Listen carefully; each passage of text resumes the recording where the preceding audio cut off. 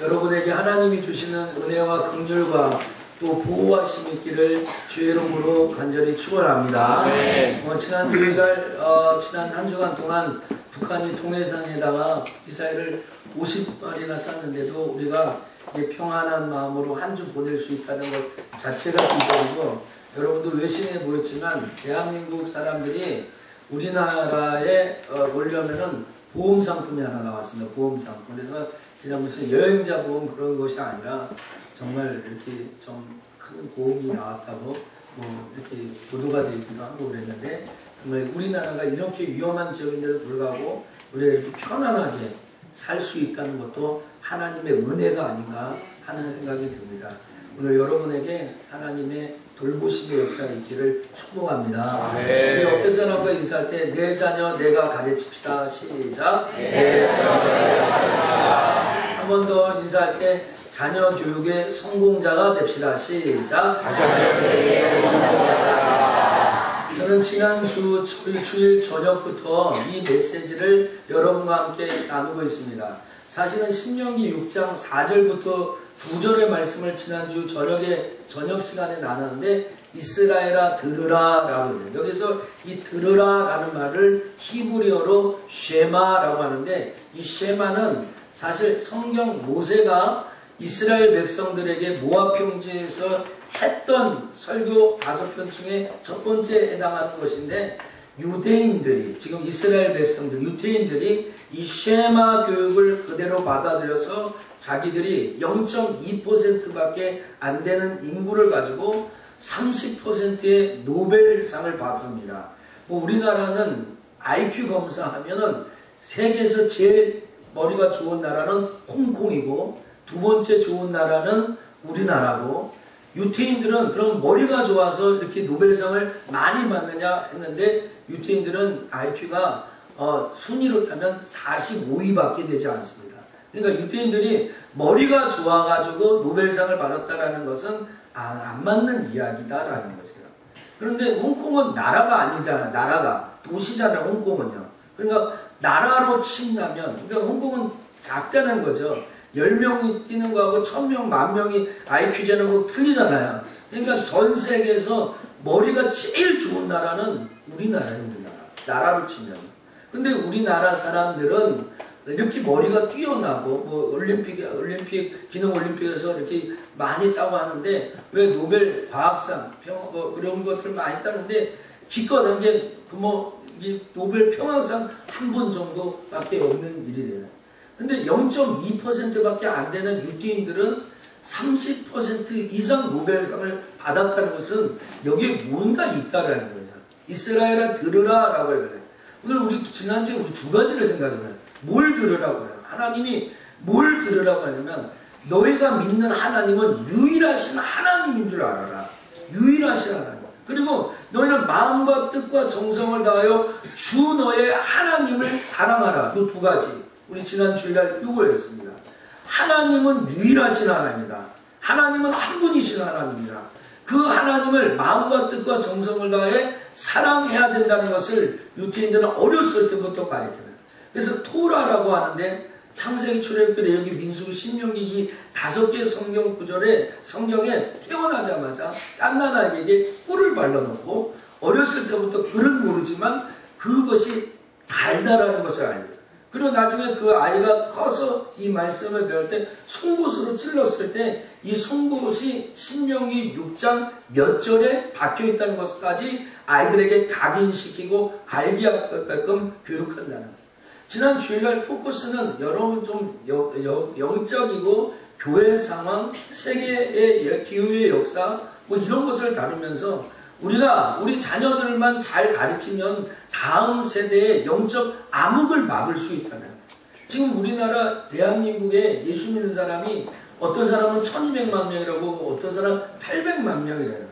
그런데 그 800만 명의 가정마다 자녀들에게 신앙을 잘 가르치고 복음을 전한다면 정말 다음 세대는 소망이 있어요. 할렐루야. 그런데 우리가 이렇게 절망하는 것은 참 죄송한데 제가 강대상에 얘기하기 좀 그렇지만, 목사님 자녀들이, 장로님 자녀들이, 교회 직분 자녀들이 이제 부모 쓰라 떠나서는 교회를 안 다니는 거예요. 예수를 믿는 척을 부모하고는 해줬지만 부모에서 머리가 좀 크면 자기 신앙이 없는 거예요. 자기 믿음이 없는 거예요. 그래서 자기 마음대로 하는 거예요. 여러분, 우리나라가 세계 제 두 번째로 17,000명에 가까운 선교사를 파송했다고 합니다. 그런데 20, 30년이 지나면 한국 교회는 무너지고요. 재정적으로도 건물적으로 여러 가지 다 무너져가지고 교회가 통폐합한다고 합니다. 오늘 우리가 100세 시대에 나가는데 오늘 우리가 100세까지 산다고 했을 때 이 다음 세대 아이들이 신앙생활을 복음을 증거해 주지 못하면 교회는 노인들만 남는 미국이나 불아파나 유럽의 사양길을 갈았던 교회처럼 우리도 그렇게 전락할 수 있다라는 거예요. 오늘 왜 그렇습니까? 그것은 바로 우리들이 우리 자녀들에게 신앙을 제대로 알려주지 않고 보여주지 않는 거예요. 오늘 설교의 포커스가 뭐냐면은 오늘 6절에 내 자녀를 부지런히 가르치는, 내 자녀에게 이것을 부지런히 가르쳐라. 쫓아갑시다. 부지런히 가르치자. 부지런히 가르치자. 저의 일방적인 무슨 철학이나 제가 일방적이 갖고 있는 이데올로기를 전하는 것이 아니라 하나님 말씀이 부모인 여러분들에게, 여러분의 자녀에게 부지런히 하나님의 말씀을 가르치라고 얘기해요. 그냥 가르치는 것도 아니고요. 부지런히 가르쳐야 된다는 거예요. 오늘 저는 이것을 포커스로 아주 쟁점, 이슈로 놓고서 청소년이라는 문제, 우리 젊은이라는 문제, 자녀라는 문제를 꺼집어내서 여러분과 한 길게는 3, 40분 동안 한번 생각해 보려고 합니다. 오늘 연일 인류대학, 정말 지나친 경쟁, 과도한 학벌, 너 어느 대학 나왔어요? 스카이야? 너 카이스트야? 이런 얘기. 너 지방대야? 그래서 저 지방 우유 먹으면 저 지방되고 이런 얘기 하잖아요? 그런 얘기를 하잖아요? 연세우는 연세되고 이런 얘기를 하는데 참 그런 일들, 또 학교 폭력, 또 교육 문제, 교육 정책, 입시 이런 것이 사회 뉴스의 이슈로 이렇게 나온 지는 1, 2년 사이가 아니라 오래된 이야기다라는 거죠. 아주 아이러니컬한 뉴스가 하나 있는데 이 OECD, 국제협력개발기구라는 이 OECD 나라가 23개 나라가 됩니다. 그 23개 나라 중에 공교육에 가장 세금을 많이 내는 나라가 대한민국입니다. 그에 반면 공교육에 가장 많은 세금을 내고 있는 그 나라가 사교육에도 돈을 제일 많이 쓰는 나라가 우리나라예요. 여러분 이해를 하셨습니까? 세금을 내가지고 공교육 하는데도 제일 많이 돈을 내고 사교육 하는데도 자기 돈을 제일 많이 투자하는 나라가 대한민국이다라는 거죠. 오늘 아시아투데이의 그 뉴스의 2013년 6월 17일자에 보면은 학교폭력 117 신고센터의 신고 건수가 계속 늘어나는데 2012년 하루 평균 하루에 219건인 것이 2014년 5월 말에는 300건을 넘었다고 합니다. 이 수치는 37.5%가 상승한 건데 이 피해자의 현황을 보면 초등학생이 49.9%, 또 그러니까 이 초등학생들에게 학교 폭력을 가하고 당하는 사람이 56.5%로 6.6%나 계속 늘어나가고 있는 추세입니다. 이 학교 폭력의 유형을 보면은 신체적인 폭력, 또 언어의 폭력, 또 정신적인 폭력. 여러분들 최근에 어떤 판례가 있었냐면 애들을 때리지 않았어요. 그냥 교회가 아니라 학교에서 주변에서 이렇게 왕따만 시켰는데 이 왕따를 당한 애가 자살을 했습니다. 근데 이 자살한 엄마가 그 왕따 시켰던 애하고 학교 선생님이 방관했다고 해서 학교 당국에다가 소송을 걸었습니다. 근데 이 우리나라 법원에서 재판부에서 그냥 물리적인 힘을 가하지 않고 그냥 이 말로만 상처를 주고 했는데 이 부모에게 그 말로 상처 주고 했던 부모에게 4,500만 원을 배상하고 학교는 1억 이상을 그 아이 부모에게 배상하라는 판례를 했습니다. 그러니까 꼭 물리적인 폭력만 폭력이 아니라 이 언어의 폭력도 이렇게 무게를 둔 판례가 나오기 시작했습니다. 오늘 여러분 왕따의 실체에 대해서 우리가 좀 공부를 좀 했으면 좋겠는데 우리 학교 갈 때 셔틀버스 그러지 않습니까?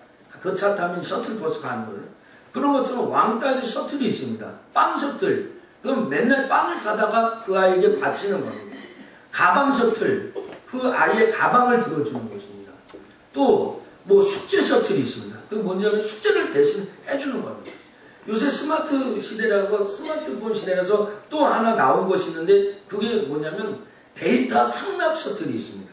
그러니까 여러분 아이들이 별로 게임도 안 하고 인터넷도 안 하는데 자꾸 데이터가 소진된다. 아무 이유도 없이 아이가 다른 애들보다 학교를 일찍 가고 늦게 온다. 의심을 해봐야 됩니다. 이게 제 이야기가 아니라 전문가들의 이야기입니다. 이런 얘기가 나올 때마다 우리가 듣는 게 뭐냐면 인성교육이 필요하다. 사람이 사람답게 살아야 되지 않냐. 사람이 사람답게 살아야 되는데 사람답게 살지 못하는 이 시대는 무슨 시대냐 하고 이야기해요. 그래서 뭐 여러 가지 많은 묘연한 대책을 정부 관계자나 관련자들이 내놓는데 정말 우리가 속 시원하게 해결되는 대책이 있었다고 손드는 사람이 아마도 없었을 겁니다. 오늘 여러분, 저도 부모고 여러분도 부모고 어쩌면 이 자리는 우리 애들 시집장가 다 커가지고 장가가고 그랬는데 나하고는 좀 무관한 이야기라고 생각하시는 분 계십니까? 여러분의 손자 손녀가 살 세상입니다. 오늘 우리가 이 시대에 우리가 하나님 앞에 내가 내 자녀를 하나님의 말씀으로 양육해야 되고 하나님의 말씀으로 가르쳐야 될 당위성은 얼마든지 있습니다. 오늘 하나님 명령하잖아요. 내가 내 자녀를 부지런히 가르쳐야 되는 거예요. 어쩌면 오늘 제가 여러분 설교하는데 어떤 사람은 졸죠? 자죠? 안 듣죠? 딴 생각하죠? 그래도 저는 설교합니다. 이게 제가 맡겨준 사명이니까. 어저께 피곤하셔가지고 오늘 교회 예배할 때 깜빡깜빡하죠? 오늘 여러분 3분의 2가 다 졸더라도 저는 오늘 설교합니다. 왜? 제가 해야 될 일이니까. 이와 마찬가지로 여러분의 자녀가 따라오든지 따라오지도 않든지 하나님의 말씀을 잘 가르쳐야 돼요. 아멘. 이 아이에 대한 이 아이가 받아들이지 안 받아들이든지 진리를 진리대로 알려줘야 돼요. 내 부모가 내 자녀에게 바른 길을 알려요. 오늘 독을 주면서 고기라고 먹이고 뱀을 주면서 고기니까 드세요 라고 이야기하고 꼭 망할 길이면서도 글로 잘 가라고 얘기할 부모는 이 세상에 아무도 없다는 거예요. 오늘 여러분 아셔야 됩니다. 오늘 교사들이 성과주의나 입시 경쟁이 학교 폭력을 가져온다는 것을 너무너무 잘 아는데 여러분 이런 거 아십니까? 우리 학생들은 아시는데 알지 모르겠는데 한국교육평가원 KICE라는 기관인데 이 기관에서 집중 이수제 효과예요. 집중 이수제가 뭔지 아세요? 중학교, 고등학교 때 너무 공부 이렇게 국영수, 이런 중요 과목은 1학년 때도 배우고 2학년 때도 배우고 3학년 때도 배우지 않고 그냥 1학년 1학기 때 몰아가르치는 거예요.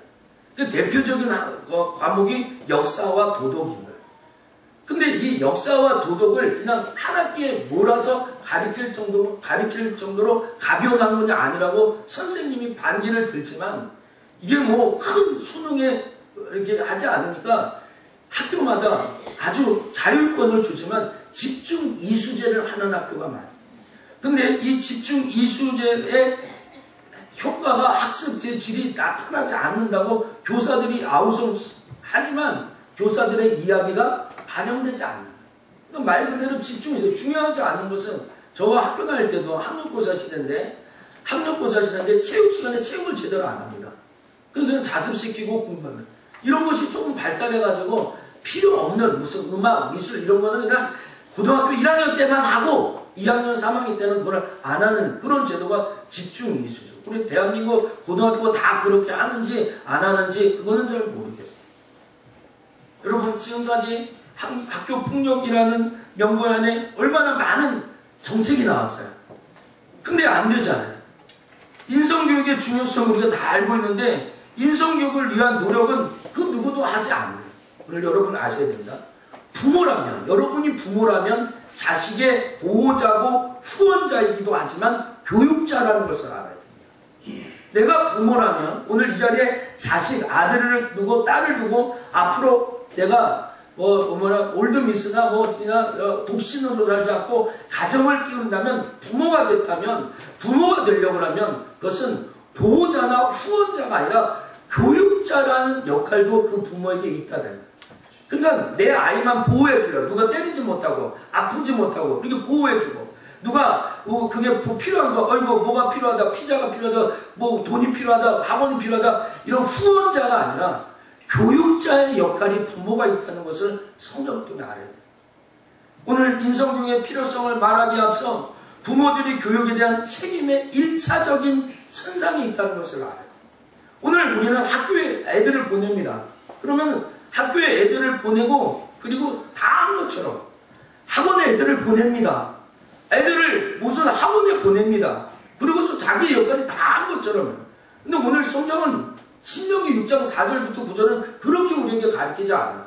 이스라엘아 들으라. 너희 하나님은 유일하신 여호와 하나님이다. 너희는 마음과 뜻과 정성을 다하여 주 너의 하나님을 사랑하라. 너는 이 말씀을 마음판에 새기고 부지런히 내 자녀에게 이 말씀을 강론해라 라고 얘기합니다. 오늘 여러분 가르쳐야 합니다. 지금까지 자녀들은 교사에게 맡기고, 여러분 오늘 여러분이 어린이집에 애를 맡겼습니다. 근데 이 어린이집 아이에게 이 인스턴트 음식을 주는지, 중국 음식을 주는지, 아니면 위생적이지 않는 음식을 주는지, 얼마나 어린이집 사고가 많아요. 딴 나라가 죽어가고 있잖아요. 그걸 보면 우리 어린이집은 어떻게 하는가, 그때 가서 보죠. 뭐가 죽고 사고가 터지면. 근데 그 죽고 사고가 터지는 아이가 바로 우리 자녀면 어떻게 해요? 내 딸이고 내 아들이면 어떻게 해요? 그러니까 오늘 여러분 나중에 후회하기 전에, 정말 후회할 일이 생기기 전에 여러분의 자녀는 여러분이 성경을 가르치고 여러분이 말씀을 가르쳐야 됩니다. 여러분이 말씀을 가르쳐야 됩니다. 제가 오늘 여러분 중에 제가 누구를 제일 사랑하고 누구를 가르치겠어요? 저도 내 자녀를 가르치려고 해요. 내 자녀를. 내 자녀. 부모는 자녀를 가르쳐야 되는 거예요. 무엇으로? 말씀으로 가르쳐요. 누가 가르쳐요? 부모가 가르쳐요. 부모가 가르치지 않는, 신앙을 가르치지 않는 이 아이는 아무것도 아니에요. 오늘 여러분 이게 하나님 명령이에요. 하나님 명령. 정말 후회할 일이 오기 전에 좀 돈 번다고요? 좀 맞벌이를 하면서 좀 아이들을 이렇게 좀 더 윤택하고 경제적으로 하기 위해서 조금 남들보다 깊이고 어깨 피면서 살기 위해서 같이 맞벌이 한다고요? 애들의 중요한 시간이 다 지나가고 있어요. 애들의 신앙에 가장 피 끓는 시간이 다 지나가고 있어요. 애들에게 뭔가 던져줄 시간이 다 지나가고 있어요. 물론 안 되는 건 아니지만 24살, 5살 먹은 딸이나 아들을 내놓고 앉혀놓고 훈계하기가 쉬운 줄 아세요? 안 해보신 분은 모르실 거예요. 한 25살, 6살 된 아이를 앉혀놓고 너 이렇게 하지 마라. 머리 큰 자식을 자기의 뜻대로 이야기하기가 쉬운 줄 아세요? 쉽지 않아요. 저는 그걸 알아요. 저는 어렸을 때 너무 순종적인 아이였어요. 그럼 제가 시간이 지나면서 아버님한테 반항을, 저는 이 사춘기의 이 반항심이 뭐 대학원 갈 때쯤에 온 것 같아요. 일반 대학원 다닐 때쯤에 온 것 같아요. 그리고 나도 모르는 말을 아버지한테 하고 하는 일들이 있었어요. 정말. 오늘 여러분 3살, 4살, 5살, 6살 초등학교 아이들을 권하는 게 같이 여기 우리 뭐 다혜처럼 우리 안다혜 청년처럼 20살 넘은 사람 아이들을 앉아서 훈계하는 게 쉽냐는 거예요. 오늘 여러분 인생이라는 것은 다 부메랑으로 돌 겁니다. 인생이라는 건 다 부메랑. 오늘 내게 이익인 것 같죠. 오늘 돈 벌고 내게 애들한테 하는 거 다 이익인 것 같죠. 그만큼 아이들에게 하지 않는다면, 중요한 시간 놓친다면 나중에 정말 그게 1,000원짜리가 만원짜리가 되고, 만원짜리가 10만원이 되고, 10만원짜리가 1,000만원이 되고, 1,000만원이 수억의 손실로 나가버립니다. 알아야 됩니다. 오늘 여러분 우리 이 청소년들에 대한 이 자화성을 발표합니다. 통계청에서 2012년 사망 원인 통계 보고서를 냈어요. 근데 이 사망 원인 통계 보고서에 우리나라가 14,160명이 자살하는 걸로 나왔어요. 물론 OECD 23개국 중에 단연 1위입니다. 단연 1위. 그러니까 이거를 따져보니까 하루 평균 43.6. 이걸 오늘 예배 우리 1시간 드리지 않습니까? 오늘 1시간 드릴 때 2명. 이것 곱하기 24는 48명이니까 오늘 딱 1시간에 2명 목숨 끊는 것이 대한민국. 별 뉴스에 보도가 안 되잖아요. 어떻게 오늘 제가 좀 이따도 얘기하겠지만 아주 이기적이고 못된 애들은 절대 자살하지 않습니다. 아주 그냥 자기 이기적이고 욕도 잘하고 싸움도 잘하고 아주 그냥 독한 애들은 자살하지 말아요. 그런 마음이 순수하고 착한 애들, 그런 애들이 자살해요. OECD 국가 중에 8년 연속 우리가 불명예 1위를 차지하고 있어요. 평균 11.2명인데 우리는 2.5배가 넘는 숫자예요. 아주 불명예 기록이 또 하나 있는데 OECD 국가 중에 10만 명 넘는 10만 명 기준으로 해서 20명 이상 자살하는 일을 제일 먼저 돌파한 나라가 대한민국. 그러면 청소년 자살률은요? 말할 것도 없죠. 청소년 자살률은 무조건 1위예요. 무조건 1위. 근데 문제는 상승률이에요. 최근 10년간 57.2%가 증가했고 사설 전문 기관, 뭐 한국갤럽이나 이런 조사 기관에서 설문조사하는데 현재 10대 중에 2명 중에 1명은 다 자살을 생각해봤다는 거예요. 청소년들이. 이게 좀 우리 피부에 안 났더라고요. 제가 이걸 마음에 떨리는데. 제가 1월달, 2월달 우리 교회 실태보고서를 하는데 우리 교회 청년부 한 번씩 나온 이상 하는 청년들이 25명이에요. 25명 교회를 출입하고 있어요. 우리 교회에. SLC 운동원들이 보통 30명에서 좀 더 넘게, 그러니까 30명 하면 55명이에요. 근데 이 55명 중에 꼭 절반 아이들이 자살이라는 것을 혼자 생각하고 있다는 거예요. 오늘 여러분, 우리는 이 아이들에게 지식이나 아니면 이 세상의 성공을 심어줄 것이 아니라 바른 성경적인 가치관과 자존감과 하나님이 우리를 어떻게 보고 계시고 있는가를 명쾌하게 가르쳐줄 수 있는 부모, 구원의 확신과 성경적인 가치를 힘있게 증거할 수 있는 신자의 부모가 필요합니다. 할렐루야. 네. 정말 이게 필요합니다. 영상을 하나 보려고 하는데요. SBS 2013년 학교의 눈물이라는 이런 프로가 있었습니다. 이번 거를 보면서 제가 마음에 좀 떨리고 이렇게 했는데 여기 보면은 어떤 한 아이가 자살합니다. 자살한 부모가 자기 그 아이의 방을 치우지도 않고 충격적으로 있습니다. 근데 문제는 이 부모는 고등학교 현직 선생님이고 엄마는 초등학교 선생님입니다. 아빠는 고등학교 선생님이고 엄마는 초등학교 선생님이에요. 그런데 이 아이가 이렇게 되는 것을 아무도 몰라요. 전문가 아닙니까? 맨날 애들하고 지내고 애들 가르치고 애들 가르치는 것 때문에 돈을 받고 월급 받는 것이 선생님 아닙니까? 그런데 자기 아들 승민이가 그렇게 되는 것을 알수 없어요. 오늘 여러분 우리가 교회 안에 있다고요? 예수 안에 있다고요? 오늘 교회 와서는 다 착하죠. 제 아들도요, 제 앞에서는 다 착합니다. 그런데 밖에 나가서 목사 아들이 무슨 짓을 하는지 나는 장담할 수가 없어요. 여러분 앞에서 착하지 않는 아이는 그런 아이가 어디 있어요? 그래서 여러분들은 다 그래요. 우리 아이는 다 착하다고 그러죠. 여러분 앞에서 착하지 않는 아이가 사람입니까? 여러분 앞에서 착하지 않는 애가 애입니까? 애는 우리가 보지 않을 때, 성도들도 마찬가지잖아요. 보지 않을 때 교회 와서는 다 착한 신자고 다 믿음 있는 사람인 것처럼 보이지만 교회 밖에 나가면 우리는 여러 가지 많은 못된 일을 해가지고 우리가 사회적인 지탄과 하나님의 이름을 욕되게 하는 것이 우리들 아닙니까? 여러분 알아야 돼요. 31%에 해당하는 이 아이들이 자살에 대한 생각을 해요. 이게 트라우마라고 그러죠. 트라우마. 그렇죠? 여기서 교통사고를 빵 당하면은 이 교통사고를 보면서 나 조심해야 되겠다.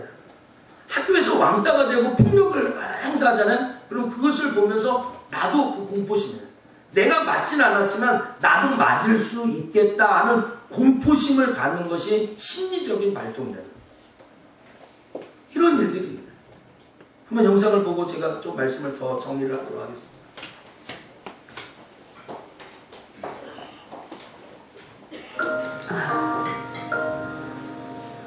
저는 대구에서 자살한 중학생 엄마 임지영입니다.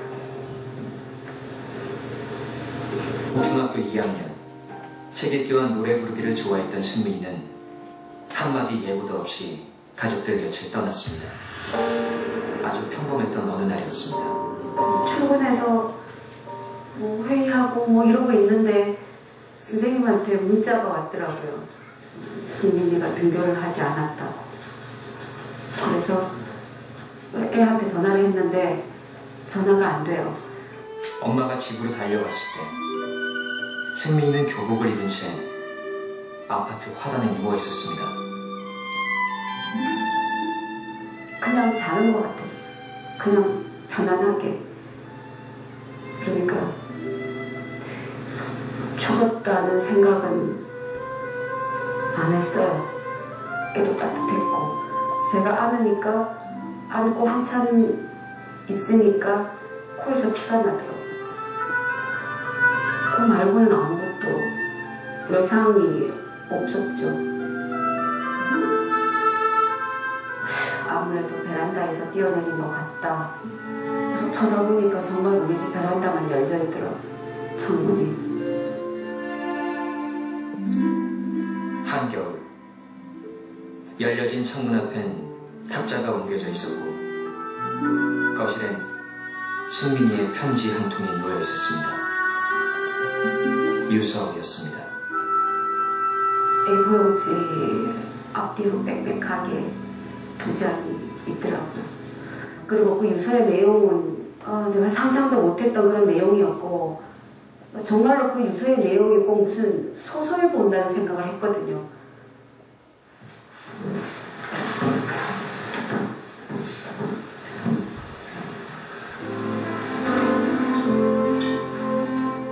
엄마, 아빠, 죄송해요. 3월 중순에 그 아이가 같이 게임을 키우자고 했는데 연락을 하더라고요. 게임에 쓴다고 제 통장에 돈까지 가져가고 담배도 피우게 하고 오만 식물인가 숙제를 시키고 게다가 매일 우리 집에 와서 때리고 나중에는 다른 애하고 같이 저를 괴롭혔어요.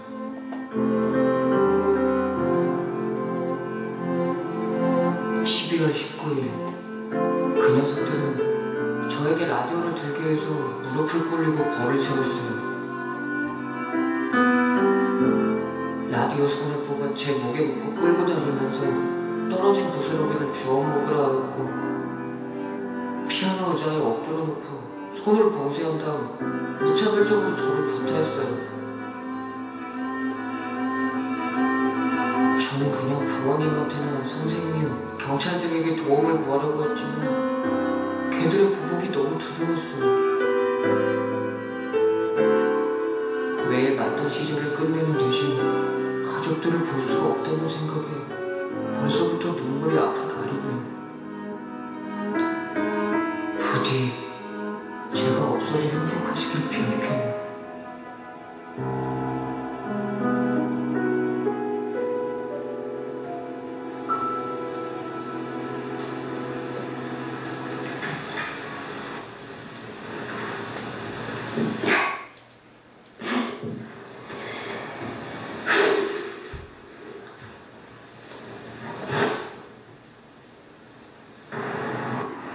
그날 이후 남은 가족들의 삶도 달라졌습니다.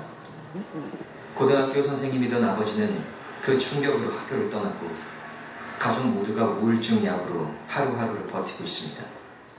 빈자리가 생긴 4인용 식탁에는 웃음소리 대신 무거운 침묵만 가득합니다. 그 중에서도 가장 위태로운 것은 아직 고등학생인 승민이의 형입니다. 우리 애가 처음에 큰애가 그러더라고요. 가해자들 다 죽여버리고 자기도 죽어버릴까 봐요. 벽을 막 주먹으로 치면서 그러는데 막 손에서 막 피가 나더라고요.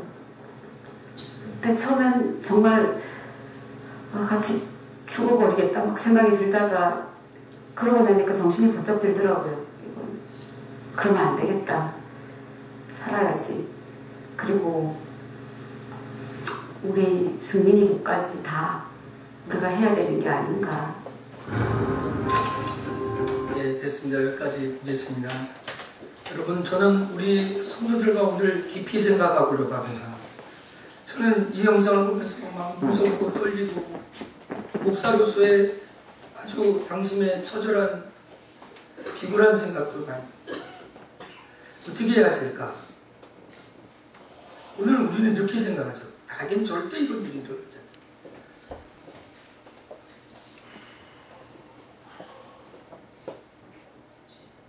여러분, 아이들이 지금 3,000개가 넘는 자살 사이트를 인터넷 네이버만 열면 거기 줄로 뜨고 있어요.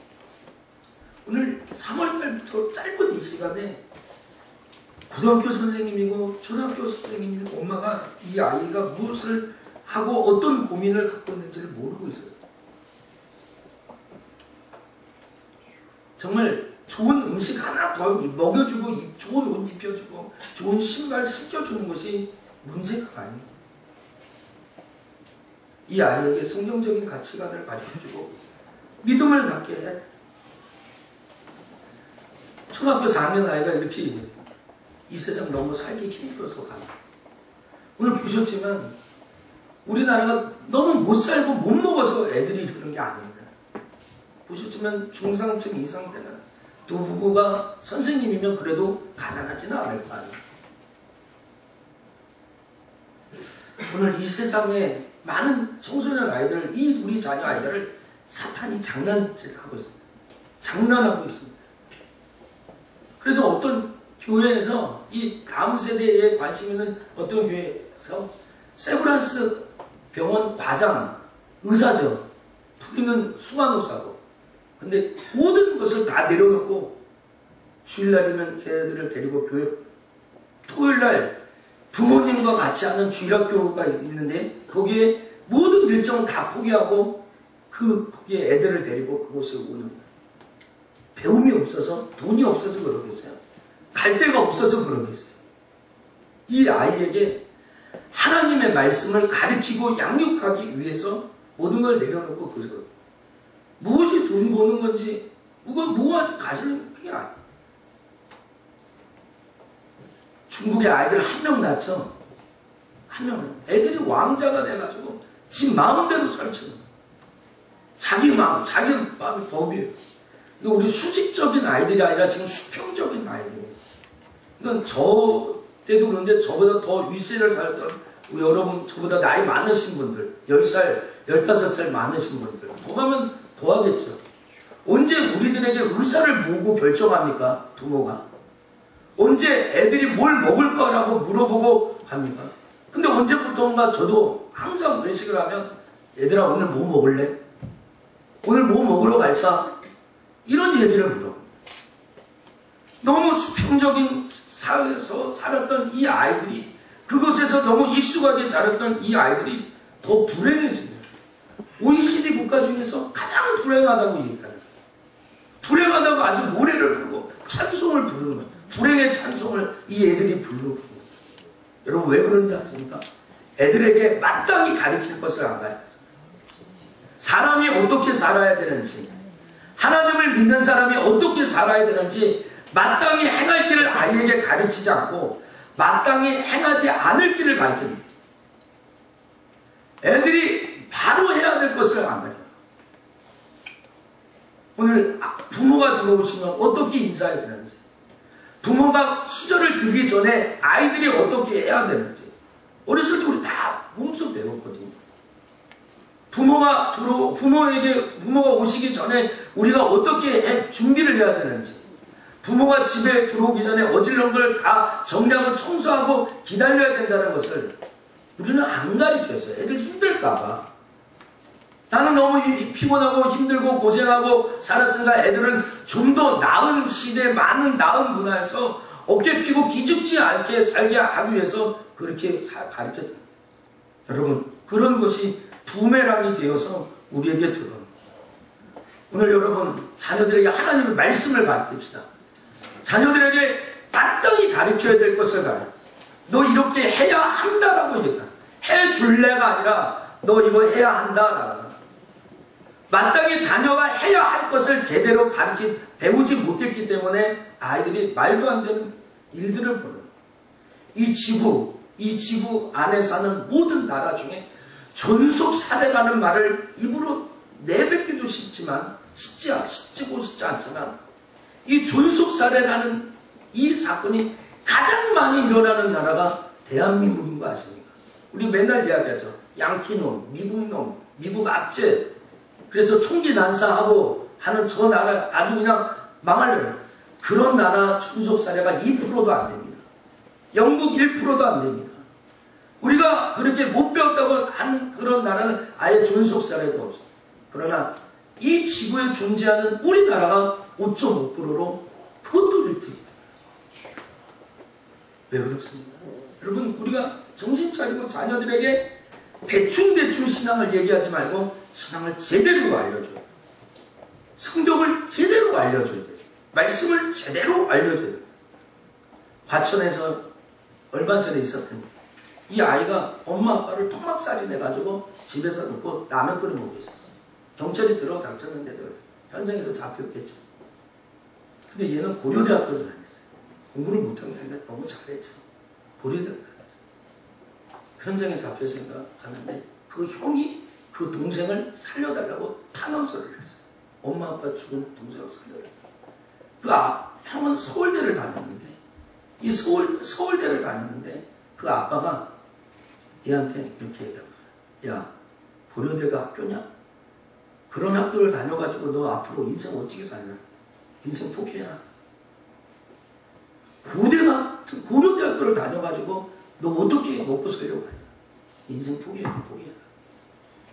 늘 무시하고 늘 정죄하고 그를 비난했어. 그 분노와 상처를 이기지 못하고 그는 큰 일을. 여러분, 부모가 조금 질책했다고 다 그런 일을 벌립니까? 그 분노와 상처를 다스릴 수가 없는 거예요. 왜? 그런 것을 배우지 않아서. 화나면 화나는 대로, 좋으면 좋은 대로 다 지 맘대로 했으니까. 다 자기 맘대로 했으니까. 부모의 훈계를 그 정도로 못 받는 거예요. 부모가 매를 들고 100대를 들어도 피가 나도록 피멍이 들어도 맞았어야 하는데 부모가 하는 그 말에 상처가 되고 그 분노를 못 이겨서 부모를 살해하는 일들이 일어나요. 여러분, 화는 억제돼야 됩니다. 셀프 컨트롤이라고 하잖아요. 그렇죠? 자기 통제가 돼야 돼요. 자기 통제. 화났다고 자기 마음대로 합니까? 자식들이? 그렇죠? 교회에서도 그렇고 공동으로 자기 기분 따라 오든지 말든지 합니까? 신앙생활? 하나님 두려워할 줄 알아야죠. 그렇죠? 오늘 여러분, 우리는 우리의 감정을 통제할 줄 알아야 돼요. 좋다고 다 좋고 싫다고 잘 싫고 지 마음대로 합니까? 자식 마음대로 해야 됩니까? 아빠가 있는데 소리를 지르고 뒤집어 엎고 해야 되겠습니까? 가르쳐야 합니다. 화를 다스릴 줄 알아야 된다. 성구야, 너 지금 그런 표정을 지으면 안 돼. 성구야, 오늘 하나님 앞에 왔으니까 그런 안색을 하면 안 돼 라고 가르쳐줘야 돼. 성구야, 너가 지금 이 좋은 분위기에서 너만 기분 나쁘다고 인상 쓰고 있으면 안 돼. 그 공동체에서 너는 어떻게 해야 된다고, 남에게 피해가 되지 않게 어떻게 행동해야 될 것을 부모가 신경을 가지고 가르쳐줘야 돼. 안 그러면 아나무인, 안 그러면 아무것도 극복할 수 없는 사람이 될 수 있다. 여러분, 오래 산다고요? 노인학대 문제가 2012년 노인학대 현황 보고에서 보면 9,340건인데 매년 8.6%로 증가합니다. 이 노인학대가 물리적인 학대도 있지만 방치해 놓는 거예요. 그리고 돈을, 경제적인 것을 채워주지 않는 거예요. 여러분, 한번 늘 부모님들이 얘기하잖아요. 그렇죠? 잘해준 자식은 효자 안 해. 잘 못해준 자식이 효자 노릇한다는 거예요. 참 이거를 보고 깜짝 놀랐어요. 노인을 때리는 사람이 있는데 누가 제일 많이 노인을 때리느냐? 학대하고 구타하는 거예요. 딸이 17%예요. 딸이. 아들은 순위도 없어요. 가장 그렇게 친하려고 딸 있는 사람 좋다고 하는데 저는 딸이 없어 이렇게 얘기하면 아니면 이해를 해주시면 안 돼요. 진짜 데이터가 그렇게 나와요. 2012년 노인학대 현황 보고서에 의하면 딸이 17% 때리고요, 배우자가 13.7% 되는 거예요. 아내가 남편 때리는 게 13.7%. 다른 순위 있는. 그리고 2년 동안 106%가 증가했어요. 여러분, 오늘 여러분 매 맞고 살지 않으려면 아이들에게 제대로 가르쳐줘요. 하나님의 말씀을 제대로 가르쳐줘요. 제가 오늘 우리 성도들 눈치 본다고 할 말도 못하고 하나님의 말씀을 왜곡하거나 편협되게 설교해서는 안 되겠죠. 그렇죠? 오늘 성도들이 받아들이지 않는다고 내가 거짓말로 각색을 해가지고 성경을 말해서도 안 되는 건 아니겠어요? 마찬가지입니다. 여러분의 자녀들에게 할 말을 하고요. 오늘부터라도 회초리를 들고요. 오늘부터 여러분의 자녀들을 하나님의 말씀으로 훈계하고 가르쳐 교훈하고 책망하고 따르고 오늘 여러분 정말로 우리가 정말 우리 주변의 많은 일들을 보면서 오냐 키운 자식이 어떻게 되는가 우리가 알고 있지 않습니까? 청소년들의 가출 문제, 사회적인 문제가 되는데요. 이 가출 문제가 뭐 이렇게 뭐 공부하기 싫어서 놀고 싶어서 이렇게 가출한 게 아니라 왜 가출하니까 부모님하고 대화가 안 통해서 52%가 52%. 여기에 대한 부모 60분이라는 EBS 프로가 있어요. 지승원 아나운서인가요? 그런데 그 영상이 없어서 제가 음성을 했는데 지금 시간이 12시가 넘어가지고 제가 다 못 드리겠어요. 근데 그 부모 60분 좀 저 같은 남자분들 애들 다 키웠다는 분들 좀 보시기 바랍니다. 제가 오늘 설교를 하기 위해서 부모 60분 부모 다운을 받았는데 한 10만원어치 다운 받았습니다. 한 편당 500원입니다. 한 10만원어치 다운을 받았어요. 거기에 보니까 어떤 아이가 학교에서 구타를 당해요. 어디 멍들어갔고요. 누가 그랬어? 왜 엄마한테 얘기 안 했어? 그랬는데 이 전문가가 와서는데 부모에게 이야기하지 않는 이유가 있다는 거예요. 엄마 아빠 집에서 하는 거 보니까 엄마 아빠 얘기가 해봤자 해결이 안 된다는 거예요. 엄마 아빠 가가지고 또 교무실 가 들러보고 소리만 벅벌내면 더 큰 타격이 내게 온다는 거예요. 더군다나 엄마 아빠가 집에서 평상시에 말하니까 애들하고 대화할 때 비난하고 비아냥거리고 비꼬고 모독하고 하는 거 보니까 그걸 보니까 부모에게 얘기하지 않는 거예요. 여러분 제일 고통스러운 건 뭐예요? 우리 성도들과 제가 소통하지 못해요. 성도들이 갖고 있는 아픈 문제를 내가 모르고 있다는 거예요. 성도들이 즐거워하는 일들을 이 종이 모르고 있다는 거예요. 목사일 의미가 없는 거죠. 그렇죠? 여러분이 분명해서 애들이 뭐가 아픈지 뭐가 눈물이 나는지 뭐가 좋은지를 모르고 애들을 키우고 밥 먹이고 있다면 여러분 돈 버는 기계 아닙니까?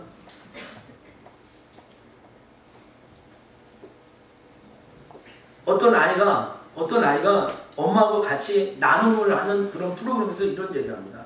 뭐라고 얘기하면은 제가 영상으로 보여주는데 제가 그 부모 60분에 나온 이야기인데 이렇게 합니다. 나 크면 아빠 죽인다는 거야. 너 커서 뭐 될래? 그러면 나 커서 아빠 죽인다는 거야. 근데 박순남 선생 일부 음성 들었죠? 왜 죽이냐? 엄마가 물었어. 깜짝 놀래요. 왜 죽이냐? 엄마가 늘 그랬잖아요. 저 원수 같은 것은 죽어야 된다고. 그 얘기를 듣고 애가 얘기하는 거예요. 엄마 깜짝 놀라요. 자, 누누이 얘기하죠. 애들한테 독약을 먹이는 거예요. 부정적인 이야기하는 거, 남 흉보는 거, 교회 나쁜 얘기를 하는 거, 목사 흉을 보는 거, 아예 그냥 독약을 퍼주는 거. 하지 말라고 그랬잖아요.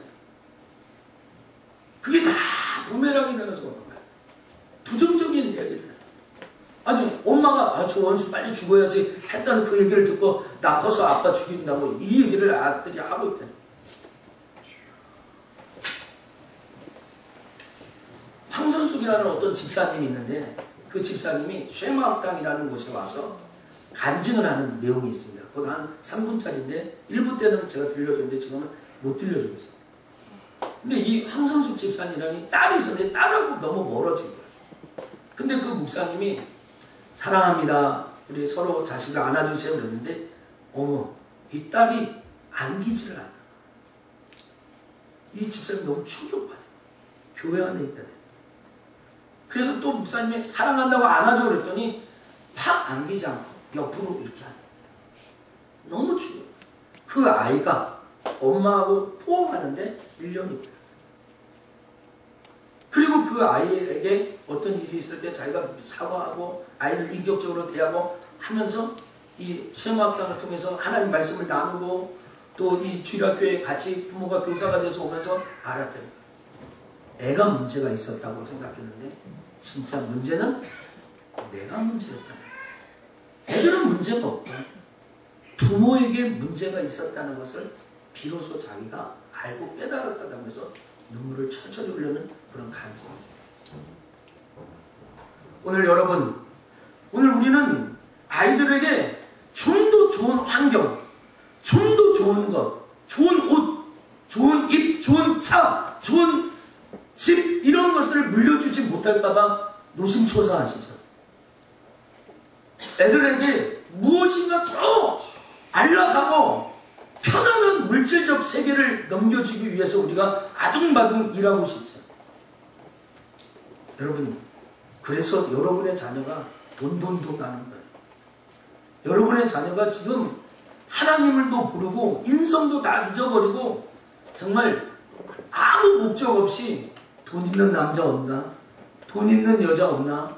하면서 하루하루를 살아가게 될지도 모릅니다. 사랑하는 수천의 성도 여러분, 여러분 이제 우리가 시작해야 됩니다. 오늘 여러분에게 저는 이 본문의 말씀을 가지고 두 가지 큰 획을 그리려고 합니다. 아주 두 가지 큰 선을 긋고 여러분과 오늘 설교를 마치려고 합니다. 하나는 오늘 6절 말씀을 다시 읽겠습니다. 6절 말씀 같이 읽겠습니다. 시작. 오늘날 내가 너에게 명하는 이 말씀을 너는 마음에 새기고, 제일 먼저 너는 이 말씀을 마음에 새기라고 했습니다. 누구 마음에? 내 마음에. 마음에 새긴다. 생각한다. 묵상한다. 좋은 말은 암송한다는 말. 마음에 새겨야 됩니다. 하나님 말씀.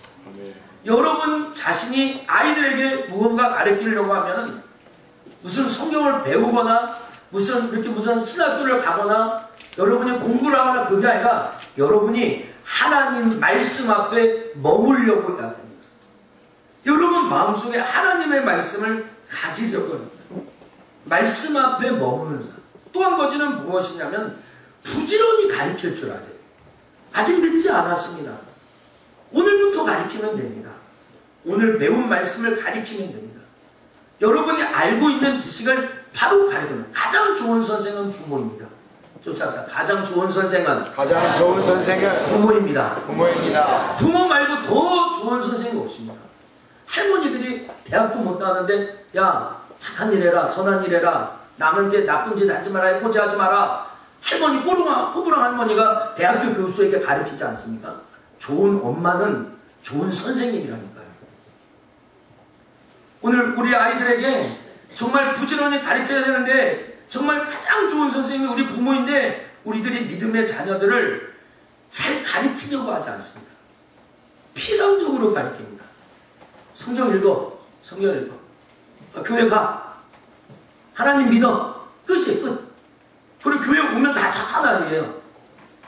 오늘 교회 와가지고 어떻게 예배 드렸는지 아무도 체크하지 않습니다. 저 오늘 집에 가면 애들한테 물어봐요. 오늘 너 전사님 무슨 말 했느냐? 설교 때 무슨 얘기를 했느냐? 그래서 대답을 잘못하면 너 오늘 예배를 잘못 안 드렸구나. 이렇게 얘기해요. 그냥 교회만 오면 다 착하니. 그러니까 오늘 우리는 아이들에게 뭘 가르칠 때 피상적으로 가르쳐요. 구체적으로 가르치지 않아요. 그러니까 애들이 다 알고 있다고 생각해요. 알고 있지 않습니다. 여러분 쉬운 것을 어렵게 만듭니다. 오늘 하나하나 가르치면. 오늘 여러분 이렇게 얘기하니까 이렇게 목사님 나 성경 잘 모르는데요. 난 성경을 한 번도 읽지 않았는데요. 제가 한 가지 가르쳐 드리겠습니다. 시편 1편에 보면 복 있는 사람은 악인의 꾀를 쫓지 아니하며 죄인의 길에 서지 아니하며 오만한 자의 자리에 앉지 아니하고 라는 말씀이 있습니다. 여러분의 자녀들이 또 제가 사용하는 이 수천교의 많은 사람들이 복 있는 사람이 되기를 축복합니다. 그런데 오늘 여기 세 가지 악인의 꾀를 쫓지 않는다. 성도야, 악인의 꾀를 쫓지 않는 게 뭘까? 너를 누가 꼬시는가? 누가 너를 유혹한 적이 없니? 엄마, 나 공부하려고 하는데 어쩔 때는 내 마음에 게임하고 싶을 거야. 그게 너를 꼬시는 거야. 꾀는 거야. 그런데 그 게임을 하루 이틀 사흘 계속 하다 보면 넌 복 있는 사람이 될 수 없어. 가르쳐주는 거야. 엄마도 어쩔 땐 성경을 읽고 기도하려고 할 때 자꾸 자고 싶고 놀러 가고 싶다. 그게 엄마를 자꾸 꼬입니다. 오만한 자의 자리에 앉지 않는 게 뭘까? 성도야? 오만한 자리에 자리에 앉지 않는 거? 자꾸 너가 우쭐우쭐 되는 거, 교만하게 생각하는 거, 잘난 체 할 때가 언제니? 아, 엄마, 나 학교 시간에 조금 내가 아는 거 보면 다른 애들보다 빨리 소리 지르고 할 때 내가 좀 우월하고 우쭐대는 마음이 들어. 교회 올 때 다른 애는 다 물러가는데 난 교회 온다고 하니까 막 어깨가 올라가고 잘난 마음이 들어. 야, 신앙은 형식이 아니라 내용이란다. 너 오늘 어떻게 예배 드렸니? 그 내용을 자랑해야지 거칠애를 자랑해서는 안 된다. 그것이 너를 교만한 자리, 오만한 자리에 앉는 거잖아. 이렇게 가르쳐. 누구든지 가르칠 수 있고요. 부모만이 가르칠 수 있습니다. 여러분의 주변에 많은 사람들이 이 못된 사실을 그냥 아이들에게 뭔가 주기만 하면 된다라고 생각합니다. 사랑하는 석천의 성도 여러분, 아주 늦지 않았습니다. 여러분의 자녀들에게 성경을 가르치는 일에 있어서 게으르지 않기를 축복합니다. 아멘. 그래서 우리 교회가 언제인지 모르지만 토요일에 주일학교를 하나 더 만들려고 합니다. 그리고 신청하는 사람들만 한 10에서 15쌍, 많아도 15쌍만 만들고, 대상은 초등학교에서부터 청년 부모를 두신 부모의 대상입니다. 회비는 10,000원 정도, 무제한으로 10,000원 받고 와요. 그리고 토요일날 1시간 동안 자녀들과 함께 성경을 가지고 대화하고 이야기하고 교제할 수 있도록 만듭니다. 소통, 그리고 부모가 직접 자녀에게 가르칠 수 있는 장을 토요일날 주일학교를 하나 더 만들려고 합니다. 이것이 다 잘 되면 주일날도 그렇게 했으면 좋겠어요. 부모가 자녀에게 성경을 가르칠 수 있다면, 부모가 자녀에게 성경을 가르칠 수 있다면 그거보다 더 좋은 것입니다. 여러분, 늦지 않았습니까? 여러분이 어떻게 예배하고 기도하는지 4월 첫째 주일날 우리 자녀들하고 다 아마 자리가 모자랄지도 모릅니다. 유치부 아이들도 와야 되고 주일학교 애들도 와야 되고 SFC들도 11시 애들 다 올 겁니다. 그리고 여러분 바로 옆자리에 앉혀요. 우리 주양이와 주미를 옆자리에 앉히고, 주미야, 찬송은 아빠처럼 해야 돼. 헌금은 이렇게 하는 거야. 교회는 이런 거야. 목사님은 이렇게 사랑하는 거야. 하나님은 이렇게 두려워하는 거야. 하는 것을 예배를 통해 직접 보여주고 가르쳐줘. 이거보다 더 큰 교육은 없습니다. 여러분, 늦지 않으세요. 지금 안 하면 후에 더 큰 후회를 하게 될지도 모릅니다. 성경의 가장 위대한 표현을 한 가지 알려드리겠습니다. 성경의 가장 위대한 표현은, 우리 자녀교육에서 가장 위대한 표현은 아브라함의 하나님, 이삭의 하나님, 야곱의 하나님, 나의 하나님이라고 고백했던 요셉의 고백입니다. 아브라함의 하나님, 이삭의 하나님, 야곱의 하나님, 나의 하나님이라고 고백하는 이 요셉의 고백이 가장 강력한 신앙의 고백. 우리 사랑하는 석천의 모든 성도들이 여러분의 자녀들에게 복된 말씀을 가르치는 축복의 역사가 있기를 주의 이름으로 축원합니다. 기도하겠습니다. 하나님 아버지, 고맙습니다. 오늘 우리가